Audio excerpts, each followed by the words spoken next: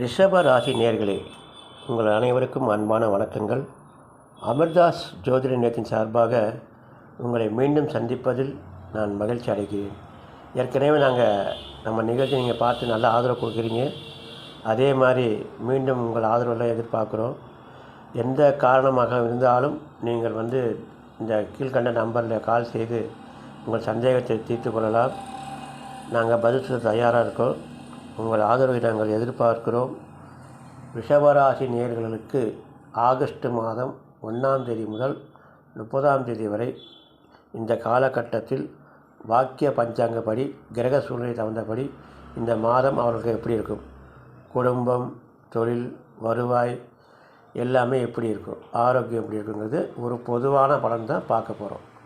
பொதுவாக ரிஷபராசி நேயர்களுக்கு எல்லா ராசினியர்களும் சரி, அவ ஜாதகப்படி லக்னம், ராசி, நட்சத்திரம், திசை இது தகுந்தபடி தான் பலன்கள் கிடைக்கும். ரிஷபராசிகளுக்கு சில பேருக்கு ஓஹோன்னு இருக்கும், சில பேருக்கு ரொம்ப மோசமாக இருக்கும். அதனால் நாம் சொல்கிறத வச்சுட்டு நீங்கள் என்ன சுவாமி இப்படி பண்ணுறல, இந்த மாதிரி சொல்கிறல, நம்மளுக்கு என்ன இந்த மாதிரி நடக்குதுங்கிறக்கூடாது. அது அவ ஜாதகத்தை உள்ள திசைகள் பொறுத்து தான் நல்லது கெட்டதெல்லாம் நடந்துகிட்டே இருக்கும். நாம் சொல்கிறது இந்த மாத கிரக மாற்றம் சூழ்நிலை தகுந்தால் போல் எப்படி இருக்குங்கிறது ஒரு பொதுவான கருத்து தான். இது உங்களுக்கு 50% தான் உங்களுக்கு எடுப்படும். நாம் சொல்கிறது 50% உங்களுக்கு நல்லா தான் கரெக்டாக இருக்கும். அதே மாதிரி இப்போ நாங்கள் சொல்ல போகிற ரிஷபராசிக்கு எல்லா ரிஷபராசி எல்லா நேர்களுக்கும் பொதுவானது இப்போ சொல்ல போகிறோம்.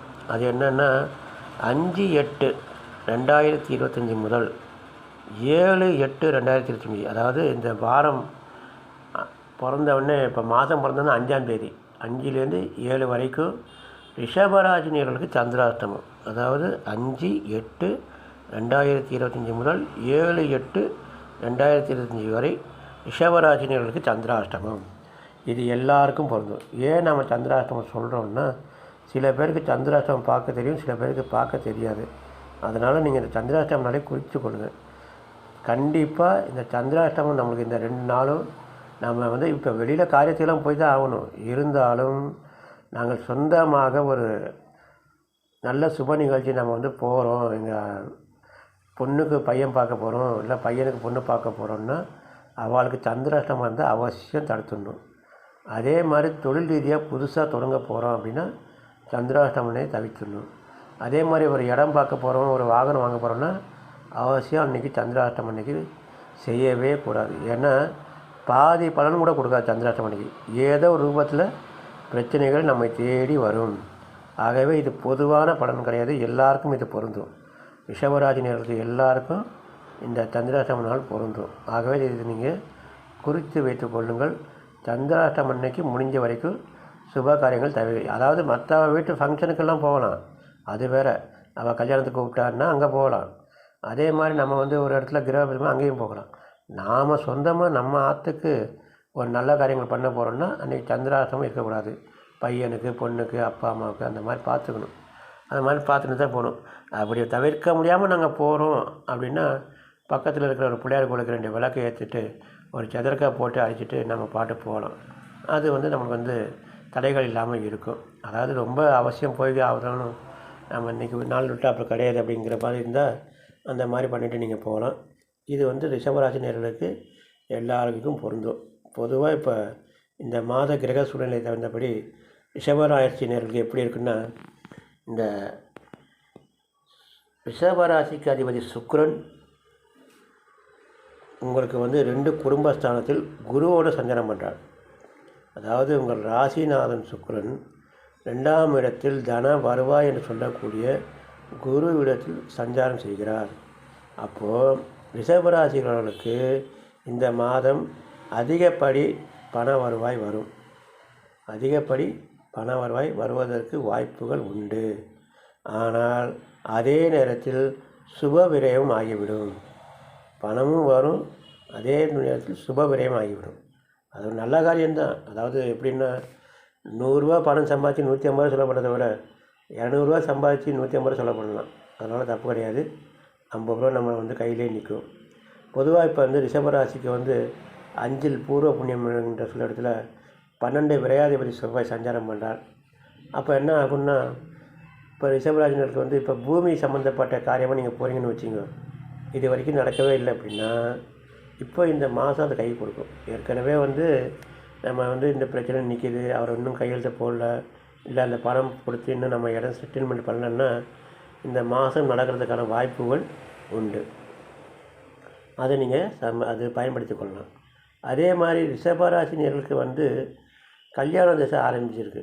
ஏன்னா ரிஷபராசினியர்களுக்கு வந்து குடும்பத்தில் குரு. அதனால் இது வரைக்கும் வந்து வெளியில் ஜாதகம் கொடுத்தோம், எங்கேயுமே சேரலை. என் பையனுக்கு நாங்கள் ஜாதகம் கொடுத்துட்டே இருக்கோம், இது வரைக்கும் சேரலை. அதே மாதிரி நம்ம பொண்ணுக்கு வந்து வரன் பார்க்குறோம், அமையலைன்னா இப்போ வந்து அமையிற நேரம். இந்த மாதத்தில் ஒரு நல்ல செய்தி வருகின்ற நேரம். நாம் ரொம்ப மெனக்கட்டு தான் பார்க்கணும். ஏன்னா ரிஷபராசிக்கு 12ஆம் இடத்தில் சனியின் பார்வை, விரயஸ்தானம். ரிஷபராசிக்கு 12 விரயஸ்தானம். அதே மாதிரி இது வந்து சயனஸ்தானம்னு சொல்லுவோம் 12. அங்கே சனியின் பார்வை, அதனால் அது மந்தகாரகன்னு பேர். அந்த சனியின் பார்வையினால் நம்ம என்ன பண்ணணும்னா, பொதுவாக வந்து எப்படின்னா இந்த சனியுடைய பார்வைனா கொஞ்சம் தாமதம் பண்ணும். ஆகவே ரிஷபராசி நேயர்களுக்கு வந்து இந்த மாதம் பொறுத்த வரைக்கும் கொஞ்சம் சாதகமான வாரமாக இருந்தாலும், பொதுவாகவே இந்த ராசியை பொறுத்த வரைக்கும் ஆகவே ரிஷபராசினர்களுக்கு இந்த மாதம் ஒரு சாதகமான மாதமாக தான் உள்ளது. அதை நீங்கள் பயன்படுத்தி கொள்ளுங்கள். ரிஷபராசினியர்களுக்கு வந்து இப்போ வந்து 2ஆம் இடத்தில் குரு சஞ்சாரம், அது ஒரு நல்ல நேரமாக தான் உங்களுக்கு நடந்துகிட்டே இருக்குது. தனக்காரகன் 2ல் இருக்கிறது ஒரு நல்ல காரியம்தான்.